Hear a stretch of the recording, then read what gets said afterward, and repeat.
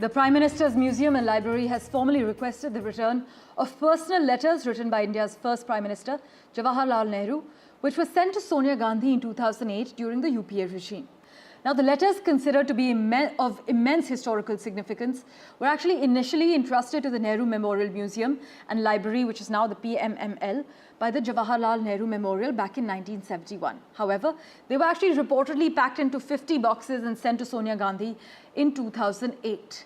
Now, in a letter that's been dated 10th of December, PMML member Rizwan Qadri has written to the Congress leader Rahul Gandhi, urging him to retrieve the original letters from Sonia Gandhi or provide photocopies or digital copies. You know, this follows a similar request made to Sonia Gandhi in September as well. There is a row over Mr. Nehru's letters. Vasudha Venugopal tracking all the latest developments for us. She joins us over the phone line at the moment. Vasudha, what details can you disclose to our viewers currently? It's been a battle of legacies ever since Narendra Modi took over as the Prime Minister in 2014. He wanted Nehru Museum and Memorial Complex Library to become, something that is also a tribute to all the Prime Ministers of the country who have actually contributed to nation building. Whereas the Congress has been opposed to it, saying that this has been an attempt to dilute Nehru's legacy. But of course, the PMML has taken shape. It's like this.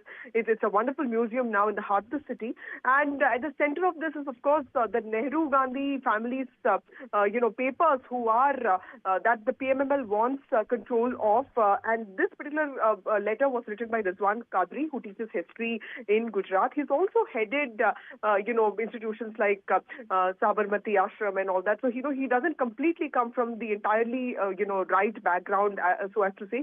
He's a historian, and he's been raising these issues in the AGM meetings of NMML as well. And he says that these letters, the personal letters of Nehru that he's particularly talking about include his correspondence with figures like Jayaprakash Narayan, Padmaja Naidu, Edwina Mountbatten, even Aruna Asaf Ali, and also his own sister Vijaya Lakshmi Pandit, Govind Vallabh Pant. And he believes that these are very critical to India's history, and they need to be at the PMML, which has been a repository of documents of sorts. And he says that it is important for the Nehru Gandhi family to cooperate with them. And he says that there is they need to discuss the potential return of these withdrawn documents at the PMML so that they are reserved properly, they are preserved, and they are also, made accessible to common people. That's why this is the second time he has requested Rahul Gandhi this time. Last time he wrote to Sonia directly, and he has asked them to return this to PMML, and he has asked them to take cognizance of what he describes as India's historical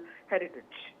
Right, Vasudha, there's also a political row that's now emerging, with the BJP now questioning why the letters were taken away in the first place. Absolutely. I remember covering this controversy, Parmeshwar, even with regard to Indira Gandhi's papers. Remember, Indira Gandhi's papers are also with PMML, and Sonia Gandhi, as the chairperson of the Indira Gandhi National Trust, had also wanted the papers to be with IGNCA.